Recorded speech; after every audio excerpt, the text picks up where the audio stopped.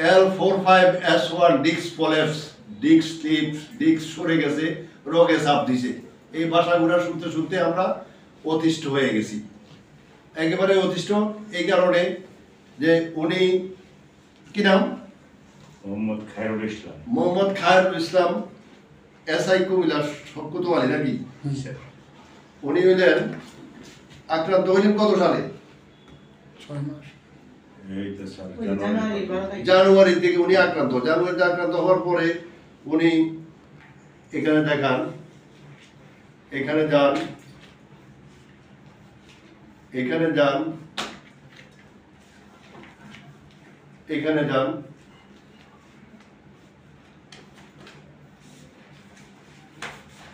এখানে যান। উনি অনেকেই প্রশ্ন করেন যে আমি এমআরআই দেখাই না, তা আমি কতটা এমআরআই দেখাইতাম রে ভাই? যদি আপনার একটা রুগীর 5-7টা এমআরআই থাকে, আমি কয়টা দেখাম?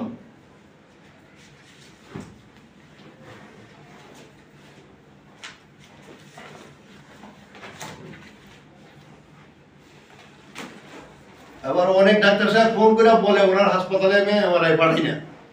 কি রে ভাই, আমি পাঠাবো কি করতে? এই এমআরআই গুলো নিয়ে আসতেছে, সে এইটা নিয়ে আসছে, তারপরে এইটা নিয়ে আসছে। এই এখানে তো পরিষ্কার পাঠা দেখা যাচ্ছে, এই 1 2 3 এই 4টেই খারাপ।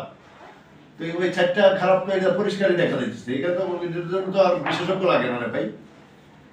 আচ্ছা, এটা খারাপ হইলো কেন?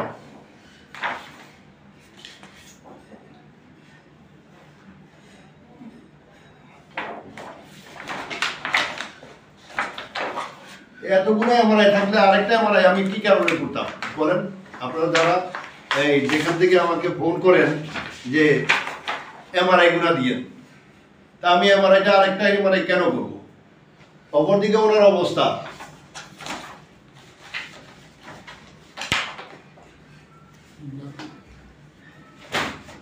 একটু দাঁড়ান, তুমি কাছে আসো, চেষ্টা করো।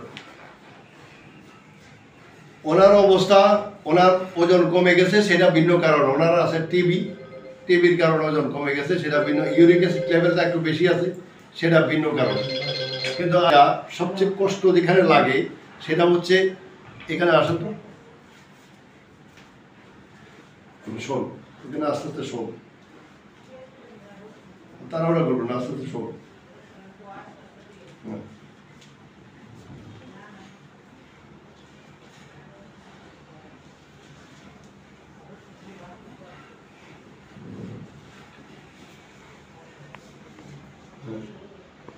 আজ পর্যন্ত যেখানে যেখানে উনি চিকিৎসা নিয়েছেন, সেখানে কোনো ডাক্তার সাহেব অথবা কোনো প্রফেসর অথবা কোনো ফিজিওথেরাপিস্ট যারাকেই দেখাইছেন, উনি দেখানোর পরে কেউই ওনার এই হিপ জয়েন্টটা দেখেন নাই কেন?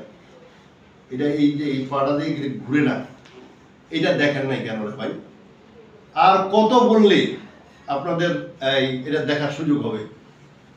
আমি অন্তত এই পর্যন্ত 50টা ভিডিওতে বলছি যে দয়া করে এটা একটু দেখেন, একটা অ্যাসিস্ট্যান্ট রাখেন, তাকে 10,000 টাকা বেতন দেন, দিয়ে তারা বলেন যে তুই এটা একটু ঘুরাই দেখ, এটা ঘুরে না কা। এটা না ঘুরলে তো ভিএলআইডি এমনি হইব, পুরা মেরুদণ্ডে হইব। এটা না ঘুরলে এটা অ্যাঙ্কোলাইজিং হয়ে আছে, হিপ জয়েন্ট অ্যাঙ্কোলাইজিং হয়ে আছে ওনার। তো এই রিপোর্টটা তো আমি পাইলাম না। সবাই তো প্রফেসর নাকি? ওনার যে হিপ জয়েন্ট অ্যাঙ্কোলাইজিং হয়ে আছে, এটাতে এই রিপোর্টটা তো আমি কারো কাছ থেকে পাইলাম না। এটা কেমন কথা রে ভাই? দেশের চিকিৎসা ব্যবস্থার এই হাল কেন? এখন আমি যদি বলতে চাই, আপনারা বলবেন আমার বলে বেড়ান যে আমি একটু বেশি কথা বলি। কথা বলার দরকার, কথা বলতে হইলে বলতে হবে না? কেউ না কেউ শুরু তো করতে হবে। রুগীটাই এতদিন কষ্ট পাইল কেন? রুগীটা এই যে পাড়ায় এদিকে যা যায়, এদিকে এই যে এইটুকু যা যায়, কিন্তু এখানে একেবারেই ঘুরে না। এটা তো খালি চোখে দেখা যায়, এটা তো অনেক বড় ডিগ্রি লাগে না। এটা অনেক বড় ডিগ্রির প্রয়োজন নয়, এটা অনেক বড় ডিগ্রি লাগে না। তা আচ্ছা, আমরা ওনার চিকিৎসা একটু পরে শুরু করবো।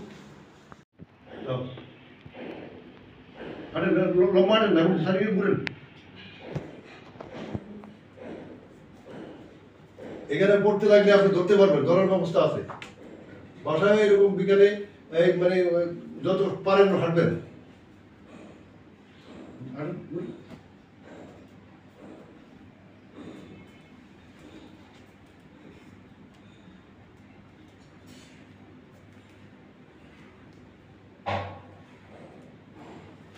বলতেন পুরা বলতেন।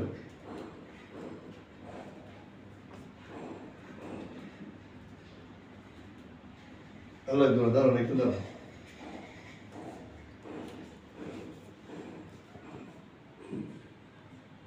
আমরা আজকেই ওনার প্রথম সেশন চিকিৎসা শেষ করি। প্রথম দিন উনি আসছে আমাদের এখানে 12:50 না 12:40 থেকে 50 থেকে আমরা কাজ শুরু করি, এখন 3টা বাজে। এই যে দীর্ঘ জার্নি, চিকিৎসার গেরাকলে বসতেন, আমরা বলবো এটাকে চিকিৎসার গেরাকল। কেন? আপনার চিকিৎসা ভুল হয়েছে। এখন ভুল বললেও আবার অপরাধ, কারণ এরা অনেক বড় বড় ডাক্তার নাকি। হ্যাঁ, এইটা বলবো ওনাদের ওখানে উন্নতি হয় নাই, আমাদের এখানে উন্নতি হয়েছে কিনা অনেকটা উন্নতি হয়েছে। একটু জোরে বলেন। অনেকটাই উন্নতি হয়েছে। হ্যাঁ, এখন আপনার কোমরে ব্যথাটা কত দূর আছে? কোমরের ব্যথাটা 80% নাই। 80% নাই। এইটা এই পর্যন্ত কোনো হাসপাতাল, কোনো ডাক্তার সাহেব, কোনো প্রফেসর দিতে পারছে? না, পাইছি না। একদিনের জন্য না, মানে 1 ঘন্টার জন্য না, একদিনের জন্য না, পায় নাই।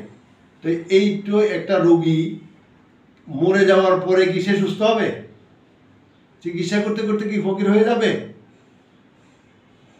চিকিৎসা করতে করতে তার অর্থ সম্পদ সব খাইয়া বলাবো, সে কবর চলে যাবো। এই রোগে তো কবর যাওয়ার কথা না রে ভাই কেউ। তো ওনাকে বলা হয়েছে সকল রিপোর্টে ফিয়ার আইডি, মূলত উনি ফিয়ার। আমাদের এখানে যে আপনি চিকিৎসা নিলেন আজকে, যে কারণ আমাদের এখানে রোগীরা অনেক কাঠখড়ি ফোড়ায় আমাদেরকে পায়, কেন? আমরা অ্যাডভার্টাইজমেন্ট করি না। তা আপনি খুশি তো? ইনশাআল্লাহ। একেবারে সুস্থ জীবন বলে মনে করেননি? আশা রাখি। আশা রাখি।